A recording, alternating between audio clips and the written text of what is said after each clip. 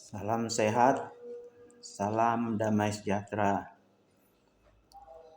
Kembali lagi kita bertemu di channel YouTube Dr. Iskandar Junaidi.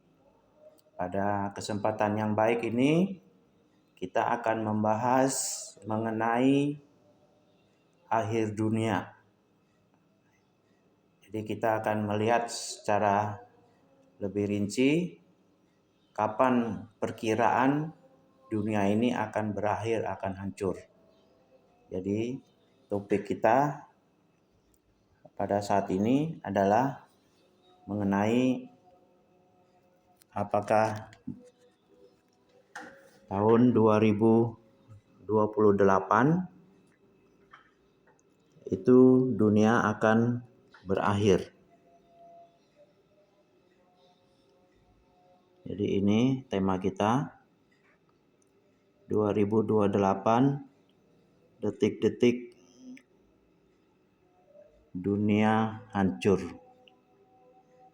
Mari kita simak detail dari penjelasan masalah ini.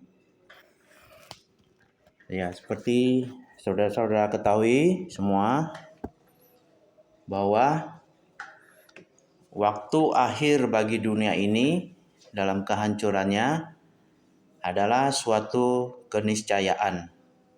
Jadi pasti akan terjadi. Sebab kita mengetahui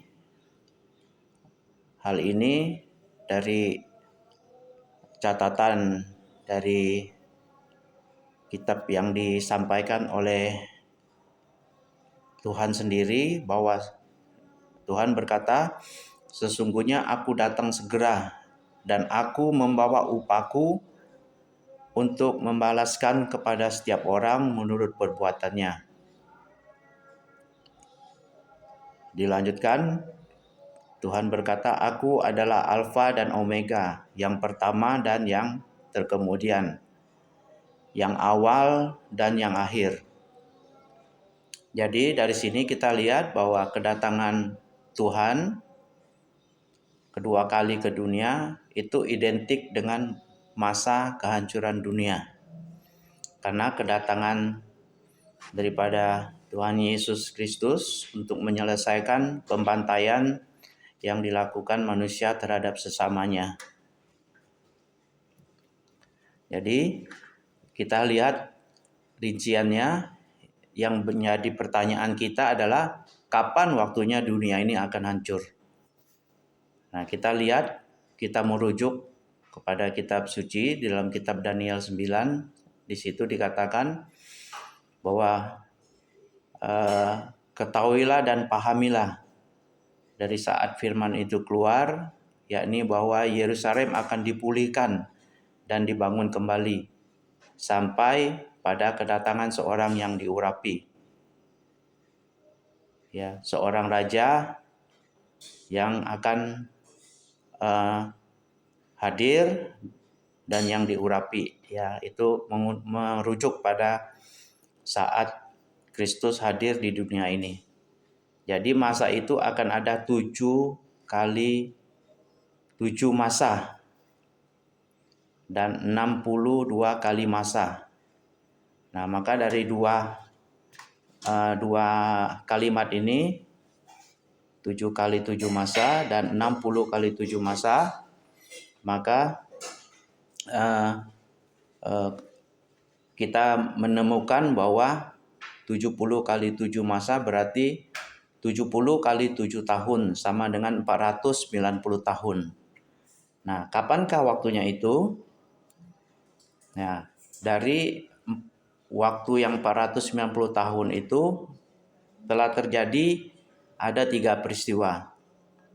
Yaitu yang pertama, peristiwa Yerusalem dibangun kembali sampai kedatangan seorang yang diurapi, seorang raja, yaitu Yesus Kristus, selama 7 kali 7 masa atau 7 kali 7 tahun. Itu sama dengan 49 tahun.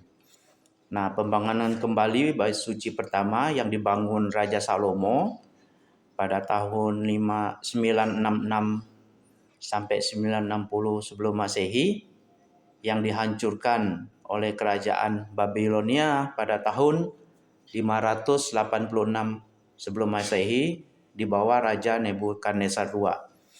Nah, catatan sejarah membuktikan ternyata pembangunan kembali tembok kota Yerusalem di bawah pimpinan Nabi Ezra dan Nabi Nehemia, yaitu pada sekitar tahun 535 sampai 515 sebelum Masehi, sejak dikeluarkannya dekret Raja Kores, itu pembangunan kembali Yerusalem dan tembok sucinya itu ternyata memang berlangsung 49 tahun. Nah, bait suci yang sudah dibangun ini pun akhirnya juga dihancurkan kembali oleh kerajaan Romawi pada tahun 70 Masehi di bawah pemerintahan Kaisar Titus. Jadi dari dua kejadian ini sudah terjadi bahwa penggenapan 49 tahun itu sudah dipenuhi sampai penghancuran bait suci yang kedua. Nah, bait suci ketiga ya, kapan itu akan dibangun? Karena inilah penentu atau patokan dari mulainya dunia akan hancur. Nah, kita lihat di sini yang berikutnya adalah 62 kali masa. Nah, itu sama dengan 434 tahun. Masa selama 434 tahun ini akan merupakan masa penuh kesukaran. Periode masa ini ya, dunia dan Israel ketika itu dijajah oleh kerajaan Romawi sampai kepada kedatangan Yesus Kristus yang pertama ke dalam dunia, ya, sebagai jalan keselamatan bagi manusia. Masa 434 tahun ini akan berakhir ketika disingkirkannya seorang yang diurapi, yaitu itu terjadi ketika Kristus disalibkan. Nah, catatan sejarah ya, mulai dari dibangunnya kembali bait suci sampai kepada penyaliban Kristus itu berjumlah 434 tahun. Berarti dunia sekarang ini sudah berjalan selama 483 tahun.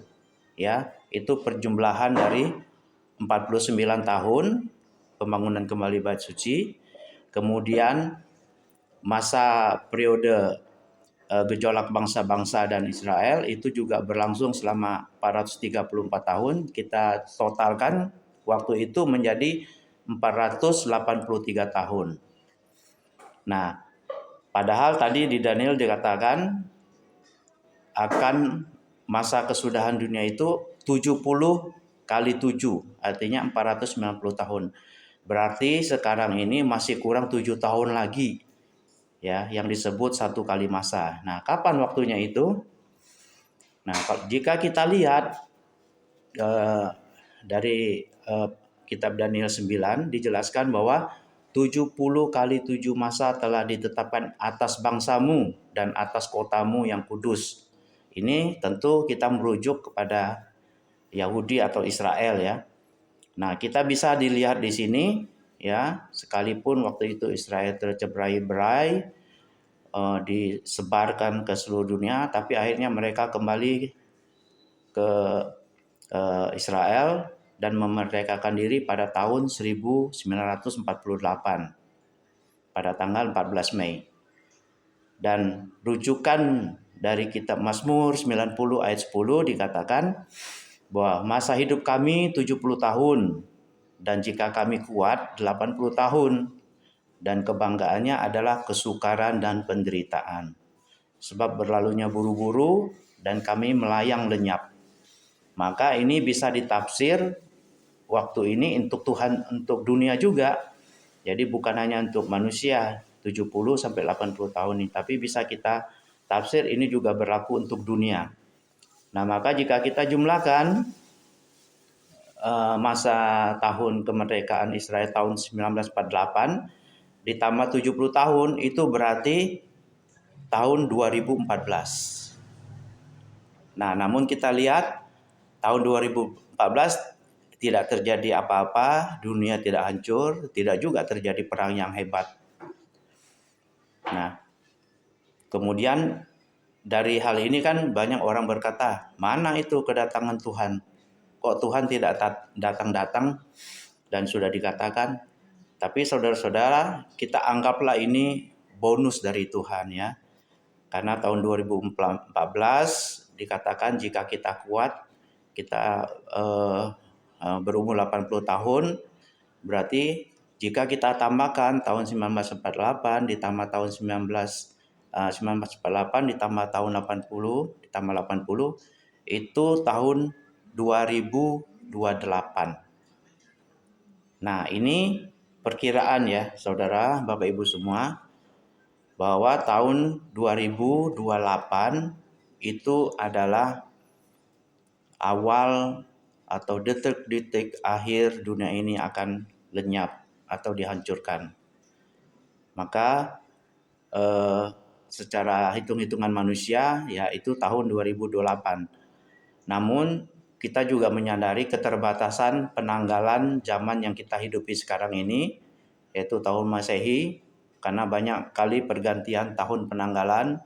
Ada waktu itu penanggalan metode Julian. Nah, sekarang kita memakai metode penanggalan Gregorian, ya, tahun Masehi. Nah, jadi kapan tepatnya kehancuran dunia itu? Ya, bisa jadi itu tahun 2028 itu adalah awal dari perjalanan dunia menuju pada kehancurannya. Ya. Bisa juga diundur lagi atau tidak terjadi saat itu, yaitu kita serahkan semua kepada kejadian alam dan kehendak Tuhan tentunya. Tetapi yang pasti ada 7 tahun terakhir dikatakan ya di dalam yang kita baca tadi, 7 tahun akhir dunia ini benar-benar akan menuju pada kesudahannya. Nah, permulaan 7 tahun akhir ini yang kita tunggu sebetulnya. Jadi kalau hitung-hitungan waktu tahun 2028 ya bisa saja terjadi saat itu. Tetapi itu seringkali meleset dan tidak akurat. Tetapi ada satu tanda pasti yang kita bisa melihat bahwa dunia akan jatuh kepada kesudahannya, yaitu 7 tahun terakhir. Nah, kapan dimulainya 7 tahun terakhir itu? Nah, ini yang masih misteri. Ya, kita melihat perkembangannya nanti akan seperti apa ya? Apakah 7 tahun terakhir itu? Karena nanti dari 7 tahun itu akan ada 2 periode. Periode pertama 3,5 tahun pertama itu periode kesusahan, kesesaraan, ya, yang akan dipimpin dunia ini oleh antikris, dan kemudian nanti 3,5 tahun kedua antikris akan melanggar perjanjiannya dengan Israel, dan disitulah mulai kekacauan dunia diterapkan dan akan berakhir. Jadi dikatakan, dan aku akan memberi tugas kepada saksiku, ya ini mungkin Musa atau Elia zaman baru ya, atau Henok dan Elia zaman sekarang, orang-orang yang dipakai untuk memiliki roh Musa, Elia atau Henok ya pada zaman, dan memampukan mereka untuk melakukan keajaiban dan mujizat supaya mereka bernubuat sambil berkabung selama 1260 hari. Itu artinya 3,5 tahun. Mereka adalah kedua pohon zaitun kaki dian yang berdiri di hadapan Tuhan semesta alam. Jadi jumlah hari peristiwa dunia yang terakhir adalah 1260 hari.